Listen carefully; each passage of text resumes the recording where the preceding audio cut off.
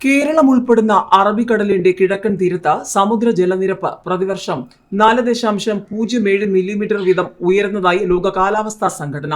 ലോകത്തിലെ മറ്റ് കടൽ മേഘങ്ങളെ അപേക്ഷിച്ച് അറബിക്കടൽ മൂന്നിരട്ടി വേഗത്തിൽ ചൂട് പിടിക്കുന്നതായാണ് കണ്ടെത്തൽ. ഇതുമൂലം കടലിൽ നിന്നും ഉഷ്ണതരംഗം ഉയർന്നു. അറബിക്കടലിന്റെ കിഴക്കൻ തീരത്ത് ഇത് കൂടുതലായി അനുഭവപ്പെടുന്നു. കേരളം ചുട്ടുപൊള്ളുന്നതിന് പിന്നിൽ അറബിക്കടലിൽ നിന്നുള്ള ഈ ഉഷ്ണതാപ തരംഗത്തിന്റെ പങ്ക് ഇതോടെ വ്യക്തമായി. ഭൂമിയിലെ അധിക താപത്തിന്റെ 90% വലിച്ചെടുക്കുന്നത് കടലാണ്.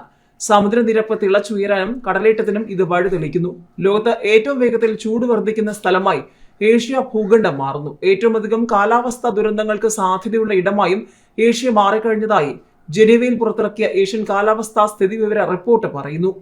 1990-നെ അപേക്ഷിച്ച് ലോകത്തെ ശരാശരി താപനില 1.87 ഡിഗ്രി സെൽഷ്യസ് ഉയർന്നിട്ടുണ്ട്. വടക്ക് സൈബീരിയ മുതൽ പടിഞ്ഞാറ് പശ്ചിമേഷ്യ വരെയും ചൈന മുതൽ ജപ്പാൻ വരെയും ഏഷ്യൻ രാജ്യങ്ങളിൽ ചൂട് വർദ്ധിക്കുന്നതായി പഠനം വ്യക്തമാക്കി. മരുഭൂമിയിലെ ന്യൂനമർദ്ദ ഫലമായി ഉയരുന്ന പൊടിക്കാറ്റിൽ നിന്നുള്ള വായു മലിനീകരണം ചൈനയ്ക്ക് ഭീഷണി ഉയർത്തുന്നു.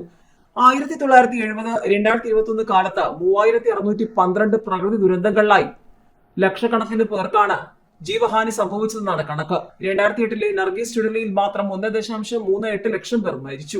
കഴിഞ്ഞ വർഷം മാത്രം 79 പ്രളയ ദുരന്തങ്ങളിലായി 2000-ഓളം പേർ മരിച്ചു. ഏപ്രിൽ ജൂൺ മാസങ്ങളിലെ താപതരംഗം മൂലം ഇന്ത്യയിൽ 2003-ൽ 110 പേർ മരിച്ചു. ഇന്ത്യൻ മൺസൂണിന്റെ താളം തെറ്റുന്നത് മൂലം വേണ്ട സമയത്ത് ആവശ്യത്തിന് മഴ കിട്ടുന്നില്ല. അഫ്ഗാനിസ്ഥാനിലെ ഖോർ പ്രവിശ്യയിൽ താപനില -33 ഡിഗ്രിയായും ചൈനയുടെ അതിർത്തി പ്രദേശത്ത് -50 ഡിഗ്രിയായും റഷ്യയുടെ ചില ഭാഗങ്ങളിൽ താപനില -62 ഡിഗ്രി വരെ രേഖപ്പെടുത്തിയതായും റിപ്പോർട്ടിൽ പറയുന്നു.